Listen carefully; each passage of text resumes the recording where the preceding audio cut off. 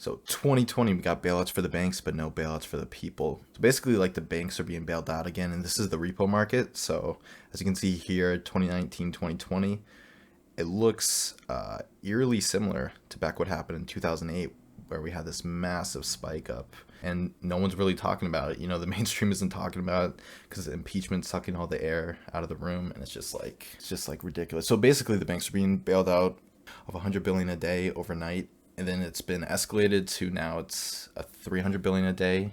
What are they going to do next month if the market's still being propped up by this? Oh, that's the other thing too. All this bank bailout money, it's not going and being lent out to people. It's going directly into the stock market. It's being lent back to hedge funds, and they're speculating with it and investing it and gambling with it. And it's like, what the fuck are we doing? Like, how come the banks get bailouts and socialism, but there's no bailouts for the people? There's no freedom dividend. There's no student loan debt forgiveness. There's no, healthcare for all, Medicare for all. There's none of that.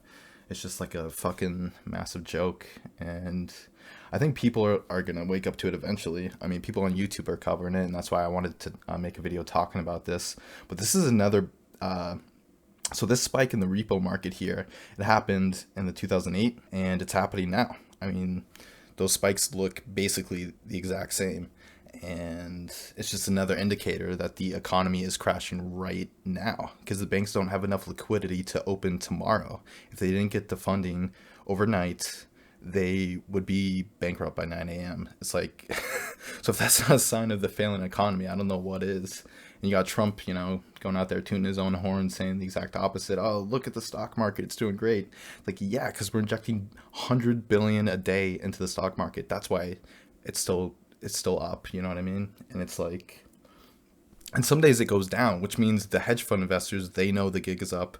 They're selling. Warren Buffett sold all his stock like 6 weeks ago. Tim Cook, CEO of Apple, sold all of his stock 6 weeks ago. It's just like everything's collapsing, but the stock market's good because all this freshly printed money is being given to them, and it's a tax on the people. It's like, what the fuck? It's happening again. This time they didn't even go to Congress because the rules were changed because they didn't want to have another vote like that. So it's like, it's just a giant fucking ripoff basically for every citizen. So in addition to the other chart I was showing you, there's the other side of it, which is called the reverse repo, which is, it's just another way for them to inject money into the banks, basically. And as you can see down here, there's a massive spike up. What I thought was kind of interesting about this is like it only goes back to 2018. I'm not really sure why it doesn't go back any further. I guess it got introduced back in 2017. So, here's a brand new form of an additional way to inject money into the banks, just on the other side of it, basically. And the reason why the banks need this money is because they have to have a certain amount of reserves, basically. So if they don't meet that requirement, basically, they're no longer in business. So it's like, it's a requirement. But, they're even speculating now that they're going to change those rules so there's no reserves in the banks anymore, or almost zero reserves in the banks. So, and by the way, this is the official St. Louis Federal Reserve. They put out all this information publicly, so this is coming directly from the government. Like, they're telling all of us that shit's falling apart right now. So I don't know how they're going to keep this propped up until 2020. That's why I think Trump is actually going to lose in 2020, because the economy's already crashing and they're injecting now 300 billion a day starting in January. And it's like, I mean, are they going to triple it again to 900 billion a day? Are they going to go a trillion a day in February? I mean, it's like, it's ridiculous. I don't know like how they're going to keep it propped up until then. Now, maybe Trump will go the other way and be like a more Andrew Yang approach and be like, well, let's just, instead of doing bailouts directly to the bank, just fucking, just wire like 20K to everyone's checking account to actually stimulate the economy from the bottom up.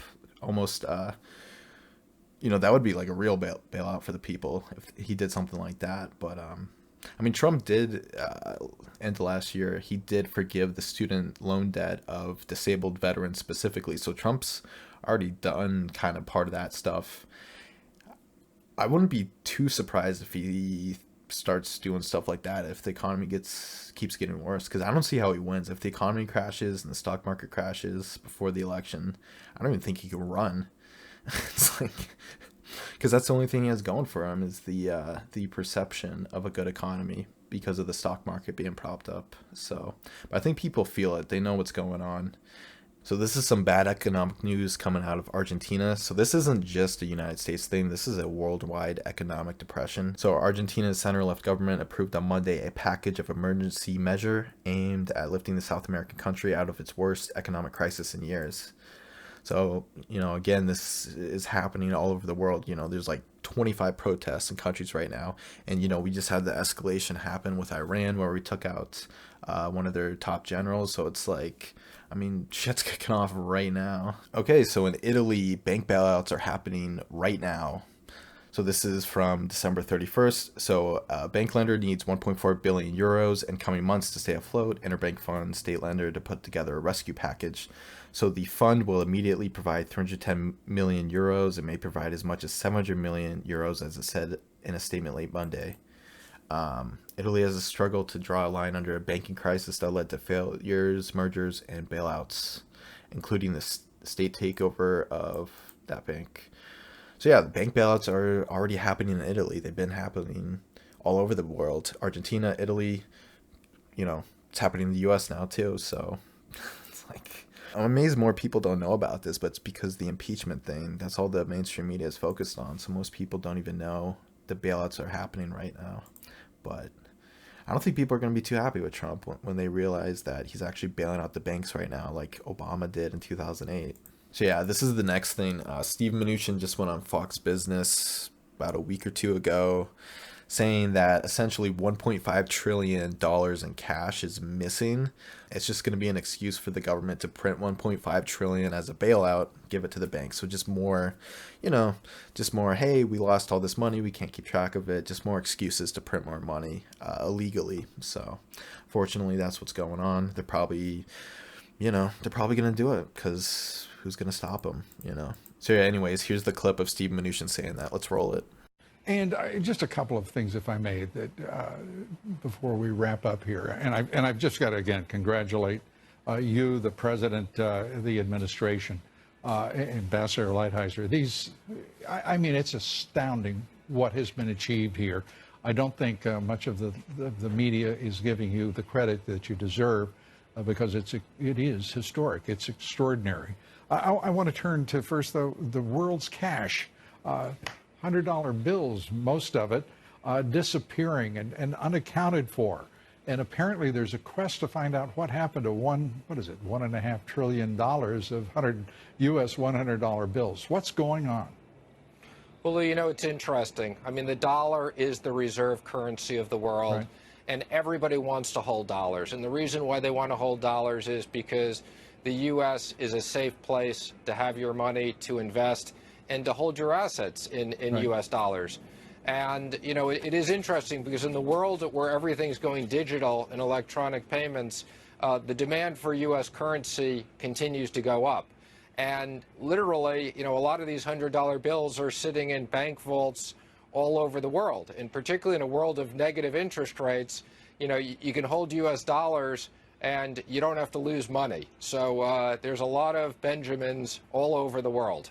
And here's Trump's trade advisor, Peter Navarro, saying he wouldn't be surprised if the Dow Jones Industrial Average hits an all-time high of 32,000.